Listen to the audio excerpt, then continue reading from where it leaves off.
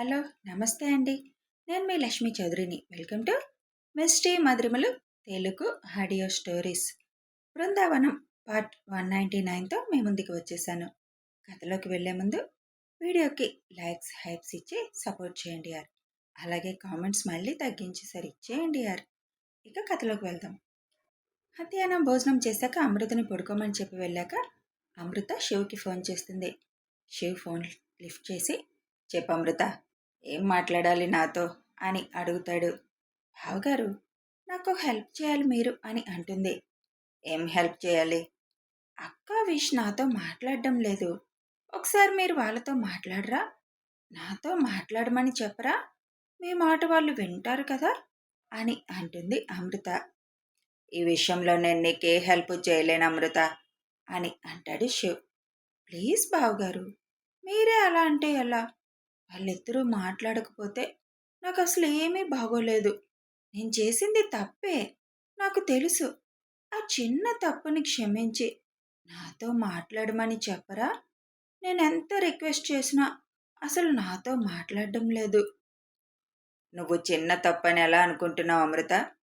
నీ దృష్టిలో నీకది చిన్న తప్పులా కనిపిస్తుందేమో, కానీ అది ఎంతవరకు దారి తీసిందో నీకు తెలుసా అసలు?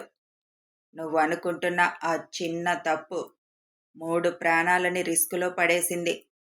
నువ్వు అనుకుంటున్న ఆ చిన్న తప్పు ఒక డాక్టర్ని వణికించింది. నువ్వు అనుకుంటున్న ఆ చిన్న తప్పే ఒక ఫ్యామిలీ మొత్తాన్ని టెన్షన్ పెట్టింది. నీకది చిన్న తప్పులా అనిపిస్తుంది, కానీ అది చాలా పెద్ద తప్పు అమృత నువ్వు చేసింది. సారీ బావగారు, నేనది కావాలని చేయలేదు. అనుకోకుండా జరిగిపోయింది. నో అమృత, అనుకోకుండా జరిగిపోయిందని మాత్రం అనొద్దు. ఈ 7 నెలలు నిన్నెలా చూసుకున్నారో ఫ్యామిలీ మెంబర్స్ అంతా నీకు తెలుసు. అలాంటప్పుడు నువ్వు చేసిన తప్పు అనుకోకుండా జరిగిందని ఎలా అంటాం? ప్రతి క్షణం నిన్ను ఒక మనిషి కనిపెట్టుకునే కదా ఉంటున్నారు. ఏం చేసినా కూడా నీకు మనిషి సాయం ఉండాలని మీ అక్క 1కి 10 సార్లు నీకు చెప్పింది కదా. మరి నువ్వు అన్వేషిని లేపకుండా ఎలా నువ్వు సొంతంగా వెళ్ళిపోవాలని చూసావు? అన్ని వేళలా మొహమాటం, అతి మంచితనం చూపించాల్సిన అవసరం లేదు. ముఖ్యంగా నువ్వు ఉన్న సిట్యువేషన్లో అసలు నువ్వు అలా పడుకున్నాడు, లేపకూడదు, ఇబ్బంది పెట్టకూడదు అనే విషయం ఆలోచించకూడదు. మీ అక్క నీకు చెప్పింది, నువ్వు ఒక గాజు బొమ్మ లెక్క ఇప్పుడు అని. పొరపాటున ఒక గాజు బొమ్మ మన చేయి జారితే ఏమవుతుంది అమృత అని అడుగుతాడు శివ్. పగిలి మొక్కలైపోతుంది బావగారు. మరి ఆ విషయం తెలిసిన నువ్వు గాజు బొమ్మని చాలా జాగ్రత్తగా చూసుకుంటున్న వాళ్ళకే ఎలాంటి టెన్షన్ ఇచ్చావు? సేమ్ పగిలిపోయిన గాజు బొమ్మ ఏ స్థితిలో ఉందో నువ్వు కూడా పడిపోయి అదే స్థితిలో దర్శనమిచ్చావు. ఏ క్షణం ఏం అవసరం వస్తుందో అని మీ అక్క కూడా గత కొన్ని రోజులుగా హాస్పిటల్కి కూడా వెళ్ళడం మానేసి మధ్యాహ్నం నుంచి నీకోసం ఉండిపోయింది. నీకు విడమర్చి చెప్పింది మొత్తం. నీ భర్తను నువ్వు లేపడానికి కూడా నువ్వు మొహమాటం ఎలా పడ్డావు? ఒక్క అడుగు వేయాలన్నా ఒక మనిషి సాయం నువ్వు తప్పకుండా తీసుకోవాలి అమృత అని మీ అక్క నీకెన్నిసార్లు చెప్పింది కదా. ఆ విషయాన్ని ఎలా మర్చిపోయావు? ఎవరైనా నీకు సపర్యలు చేస్తూ కష్టంగా ఫీల్ అయ్యారా అని అడుగుతాడు శివ్. లేదు బావగారు, ఎవరూ ఫీల్ అవ్వలేదు. మరి నువ్వు అన్ని అడుగులు మనిషి సాయం లేకుండా ఎలా వేశావు అమృత? మీ అక్క మాటను నువ్వు తోసిపుచ్చావనే కదా అర్థం. చాలా నిదానంగా వెళ్ళి వచ్చేద్దాం అనుకున్నాను బావగారు. మనం చేసే ఒక్క చిన్న పొరపాటు ఒక్కొక్కసారి భారీ మూల్యం చెల్లించాల్సిన పరిస్థితికి వస్తుంది అమృత. నువ్వు చేసిన ఆ పొరపాటు నీకు తెలీదు. అది ఎంత దూరం తీసుకెళ్ళిందో ఇంకా పూర్తిగా నీకు ఆ విషయం ఎవరూ చెప్పలేదు. నీకు తెలుసా, ఈ 7 నెలలు మీ అక్క ఎన్ని రాత్రులు నిద్రపోకుండా నిన్ను, బేబీని సేఫ్గా ఉంచడం కోసం ఎన్ని రీసెర్చ్లు చేసిందో నాకు తెలుసు. నా బుజ్జి కష్టాన్ని నేను చూశాను. ఎవరి కోసం చేసింది అదంతా? అసలు తల్లవడానికి ఛాన్సెస్ నీకు కేవలం 30% ఉంటే దాన్ని 100%గా మార్చడానికి తను చేసిన ప్రయత్నం ఏంటనేది నా కళ్ళతో నేను చూశాను. ఒక్కొక్క రాత్రి పడుకోకుండా నీ గురించి ఆలోచిస్తూ ఉండిపోయేది. అలాంటి తనకి నువ్వు ఇచ్చిన బహుమానం ఏంటి? అసలు నిన్న ఆ స్థితిలో చూసి తన పరిస్థితి ఎలా మారిపోయిందో నీకు తెలుసా? ఫస్ట్ టైం తను వణికిపోయింది. నా వల్ల కాదు కన్నా, నేను ఓడిపోతున్నాను అని ఏడ్చింది. తను ఓడిపోతున్నాను అనే బాధ కంటే, ఇచ్చిన మాట తప్పుతున్నాను కన్నా నేను అని భయపడింది. అన్ని రోజులు తను పడ్డ కష్టాన్నంతా ఒక్క పొరపాటుతో నువ్వు తుడిచిపెట్టేశావు. ఫ్యామిలీ మొత్తం ఆపరేషన్ థియేటర్ ముందు ఒక్క మీ అక్క మీద నమ్మకం పెట్టుకొని కొద్దిగా ధైర్యంగా ఉన్నారు. ఆ ధైర్యాన్ని అంతటిని నేను పోగొట్టేస్తున్నాను కన్నా, మాట తప్పేస్తున్నాను అని తను బాధపడుతుంటే చూడలేకపోయాను తెలుసా అమృత ఆ క్షణం. నా బుజ్జి ఆ క్షణం పడిన నరకం, టెన్షన్ నీకు తెలీదు. ఎంత స్ట్రెస్ తీసుకుందో నాకు తెలుసు. ఇంక చిన్న, వాడికి నీ మీద కోపం కంటే తన మీద తనకే కోపం ఎక్కువుంది. దానినే నీ మీద చూపిస్తున్నాడు. నువ్వు లేచి బాత్రూంకి వెళ్ళి జ్యూస్ తాగడానికి వెళ్ళినంత వరకు కూడా పక్కనే ఉండి తనకి మెలకువ రాలేదని తనని తానే నిందించుకున్నాడు. తను బాధ్యతగా ప్రవర్తించలేదని చాలా ఫీల్ అయిపోయాడు. నువ్వు అప్పగించిన బాధ్యత నేను సరిగా నిర్వర్తించలేకపోయాను వదినా అని వాళ్ళ వదినకి క్షమాపణలు చెప్పుకున్నాడు. ఆ పరిస్థితికి ఎవరు తీసుకొచ్చారు అమృత? మంచి నిద్రలో ఉంటే తను నిన్ను లేపొద్దని చెప్పాడా? నువ్వు పడిన క్షణం నుంచి మీ అక్క వచ్చి నువ్వు క్షేమంగా ఉన్నావని చెప్పే వరకు వాడు ఎలాంటి పరిస్థితిలో ఉన్నాడో నీకు తెలుసా అసలు? ఏ మాత్రం అటు ఇటు అయినా మా చిన్న కూడా మాకు దక్కేవాడు కాదు. ఎందుకంటే తన వల్లే, తన నిర్లక్ష్యం వల్లే ఇలాంటి సిట్యువేషన్ వచ్చిందని తన బాధ. నిజమే, అలిసిపోయి వచ్చి మంచి నిద్రపోతూ ఉండి ఉండొచ్చు. అంత మాత్రాన నిన్ను లేపొద్దని తను చెప్పలేదు కదా. నీ సిట్యువేషన్ తనకి తెలుసు కదా. మరి నువ్వెలా తనని లేపకుండా అంత ధైర్యం సాహసం చేసేసావు అమృత? ఇప్పుడు పరిస్థితి అంతా బాగుంది కాబట్టి, నువ్వు బాగున్నావు కాబట్టి వాళ్ళు నీతో మాట్లాడకపోతే నాకు ఫోన్ చేసి మరీ మాట్లాడగలుగుతున్నావు నువ్వు.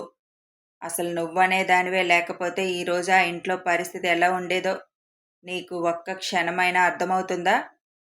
నా చిన్న పిచ్చివాడిగా మారిపోయేవాడు ఈ పాటికి. నా బుజ్జి గదిలో నుంచి ఎవరికి మొహం చూపించలేక బయటికి కూడా వచ్చేది కాదు. నువ్వు అనొచ్చు, అలా జరగలేదు కదా బావగారు, ఈసారి క్షమించొచ్చు కదా అని. ఈరోజు నువ్వు కానీ బాబు కానీ ఇలా మా ముందు ఉన్నారు అంటే అది నా బుజ్జి చేసిన సాహసం మాత్రమే. నా బుజ్జి కాకుండా వేరే డాక్టర్ ఎవరున్నా సిట్యువేషన్ ఇప్పుడు ఆ ఇంట్లో వేరేగా ఉండేది. ఒకవేళ నా బుజ్జి చేసిన ప్రయత్నం కూడా ఫలించకపోయి ఉంటే సిట్యువేషన్ ఏంటి అమృత?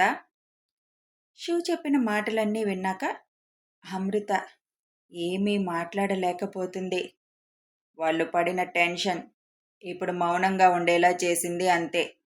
నీ మీద కోపం కాదు, తన మాట పెడచెవిన పెట్టి ప్రాణాల మీదకి నువ్వు తెచ్చుకున్నావని నా బుజ్జి బాధ. ముందు కూడా నువ్వు చిన్న చిన్న పొరపాట్లు చేస్తూనే వచ్చావు. చాలాసార్లు ప్రతిసారి నీకు చెబుతూనే వచ్చింది తను. వాళ్ళు మౌనంగా ఉంటున్నారు అంతే. చెప్పాను కదా, చిన్నాకి తన మీద తనకి కోపం. పక్కనే ఉండి కూడా నిన్న ఆ స్థితికి తీసుకువచ్చాను అన్న బాధ తనని ఇప్పుడు మౌనం వహించేలా చేస్తుంది అంతే. నువ్వు అడగొచ్చు, మీ అక్క కూడా డెలివరీ టైంలో అలాగే చేసింది కదా అని. మీ అక్కకు కాంప్లికేషన్స్ ఏమీ లేవు. కేవలం నాకేదో అయ్యిందన్న భయంతో తనున్న స్థితి మరిచిపోయింది.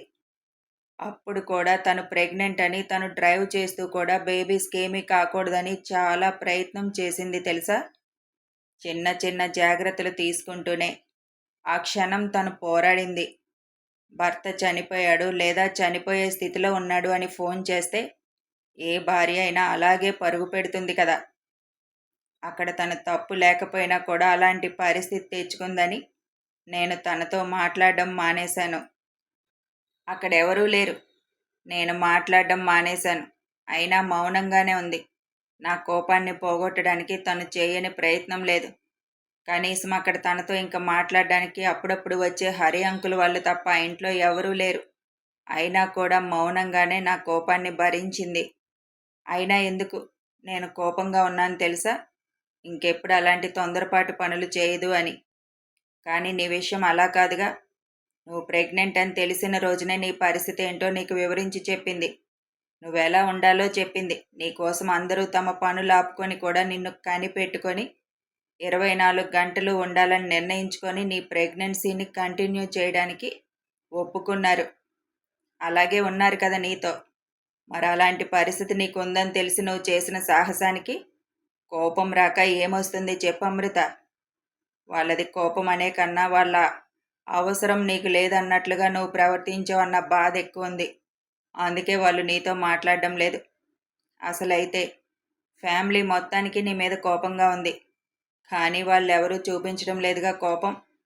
నీకొక్క విషయం చెప్తాను అమృత. ఎలాంటి సిట్యువేషన్ వచ్చినా కొద్దిగా కూడా టెన్షన్ పడని నేను ఆ రోజు 3-4 గంటలు మీ అక్క కోసం, చిన్న కోసం, నీ కోసం టెన్షన్ పడ్డానంటే అర్థం చేసుకో ఆ పరిస్థితి ఎంత భయంకరంగా ఉంది అని. ఇప్పుడు నేను వెళ్ళి క్షమించేయండి, తనతో మాట్లాడండి అని చెప్పాలన్నా చెప్పలేను. ముఖ్యంగా అన్వేష్కి నేనైతే ఏం చెప్పను. అది మీ ఇద్దరు భార్యాభర్తల విషయం. అందులో మూడో వాళ్ళ ఇన్వాల్వ్మెంట్ అస్సలు ఉండకూడదు. నీ భర్తను ఎలా కన్విన్స్ చేసుకుంటావు అనేది నీ చేతుల్లో ఉంది. పరిస్థితి చేయి దాటిపోయిందని తెలుసొదినా. ఇద్దరి కండిషన్ క్రిటికల్గా ఉందని కూడా నాకు తెలుసు. కానీ నువ్వు తలుచుకుంటే ఇద్దరిలో ఒక్కరినైనా బతికించగలవు వదినా. ఆ ఇద్దరిలో ఒకరన్నప్పుడు నా అమృతం నాకు తిరిగి ఇచ్చేసేయని వాళ్ళ వదినని పట్టుకొని ఏడ్చి అడిగిన నా చిన్న నీకోసం బిడ్డను వదులుకోవడానికి కూడా సిద్ధపడ్డతాను ఈ క్షణం నీతో మాట్లాడకుండా ఉంటున్నాడంటే దానికి వాడు ఎంత బాధపడుతున్నాడో నువ్వు ఆలోచించు. నీతో మాట్లాడకుండా వాడు ఉండగలడా? నువ్వంటే ప్రాణం వాడికి. తెలుసు కదా నీకు. మా అందరికీ మా భార్యలను ప్రేమించడం మాత్రమే తెలుసు అమృత. ఈ కోపం అంతా వాడిలో ఉండే బాధ తప్ప వేరే ఏమీ లేదు. వాడు మాట్లాడడం లేదని నువ్వెంత బాధపడుతున్నావో నీతో మాట్లాడకుండా ఉంటున్నందుకు అంతకంటే బాధ వాడు అనుభవిస్తాడు. కాబట్టి అన్వేషణ ఎలా కూల్ చేసుకోవాలనేది నువ్వే ఆలోచించుకో. ఇందులో నేనైతే అస్సలు ఇన్వాల్వ్ అవ్వను. ఇంకా మీ అక్కది కేవలం బాధలో వచ్చిన కోపం మాత్రమే. ఎన్నాళ్ళు ఉండగలదు ఆ కోపంతో?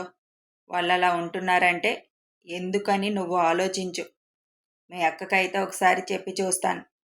అంతకు మించి తనని నేను కూడా తనతో మాట్లాడు అని ఫోర్స్ చేయలేను. 5 రోజులకే నువ్వు నీ చుట్టూ అంతమంది మాట్లాడుతూ ఉన్నా కూడా ఫీల్ అయిపోతున్నావు. నా బుజ్జి 21 రోజు ఒంటరిగా పడింది ఇదే బాధ.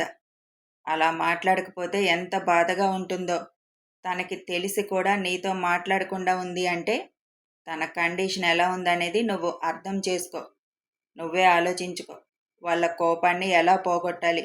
అర్థమైందా నేను చెప్పింది అని అంటాడు శివ్. అర్థమైంది బావగారు. సారీ, మిమ్మల్ని ఇబ్బంది పెట్టాను.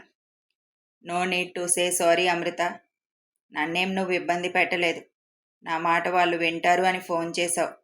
కానీ ఇందులో నేను ఇన్వాల్వ్ అవ్వకూడదు అని అనుకుంటున్నాను. నిజమే బావగారు. నేను చేసింది ఇప్పటి వరకు చిన్న తప్పని అనుకుంటున్నాను. అదే మాట వాళ్ళతో కూడా 4-5 సార్లు అన్నాను. నాకేదైనా అయితే అక్క ఎంతమందికి సమాధానం చెప్పుకోవాలో నాకు అర్థమయ్యింది. బాధ కూడా నాకు అర్థమైంది. ఇక నుంచి నేనే వాళ్ళ కోపాన్ని పోగొట్టుకుంటాను. థ్యాంక్ యూ బావగారు. మీరు చెప్పిన ప్రతి విషయం నన్ను మోటివేట్ చేస్తున్నాయి. నా తప్పును కూడా తెలియచేశాయి. వాళ్ళకి నా మీద ఉన్నది కోపం కాదు, వాళ్ళ బాధలో వచ్చిన మౌనమని అర్థమయ్యేలా చెప్పారు. వాళ్ళ బాధను పోగొట్టాల్సింది నేనే. ఉంటాను బావగారు. Once again thank you so much. మీతో మాట్లాడకపోతే ఏం చేయాలో నాకు తెలిసేది కాదు. బాధపడుతూ ఉండేదాన్ని అని చెప్పి ఫోన్ కట్ చేస్తుంది అమృత. పడుకున్న బాబుని చూస్తూ ఫస్ట్ నుంచి ఇంట్లో వాళ్ళు తనని ఎలా కనిపెట్టుకుని ఉన్నారో గుర్తు చేసుకుంటుంది అమృత. మంచినీళ్ళు కూడా తనకి దగ్గరికి తీసుకొచ్చి అందించిన వాళ్ళకి నేనిచ్చిన బహుమానం తట్టుకోలేని టెన్షన్. చాలా పెద్ద తప్పు చేశాను. ఇన్ని రోజులు చిన్న తప్పు అనుకుంటున్నాను. కానీ అది చాలా పెద్ద తప్పని ఇప్పుడు బావగారితో మాట్లాడాకే అర్థమైంది. ఇంకేం చేసి వాళ్ళిద్దరి కోపాన్ని పోగొట్టాలో నాకు అర్థమైంది. బుజ్జి నాన్న, మీ బిగ్ మమ్మీ మీ నాన్న కోపాన్ని పోగొట్టడానికి నాకు నువ్వు హెల్ప్ చేస్తావా అని బాబుని చూస్తూ అనుకుంటుంది అమృత. కథ కొనసాగుతుంది. మరి ఇక్కడ శివ్ చెప్పిందంతా నిజమే కదా. అమృత చిన్న తప్పని ఎలా అనుకుంటుంది అసలు? ఇక వీడియో నచ్చితే ఒక లైక్ చేయండి, షేర్ చేయండి. కామెంట్స్ రూపంలో మీ అభిప్రాయాలు తెలియచేయండి. సబ్స్క్రైబ్ చేసుకొని ఛానల్ సపోర్ట్ చేయండి. ఇంకో 2 అప్డేట్స్‌లో ఈ సీజన్ అయిపోతుంది. Thanks for watching.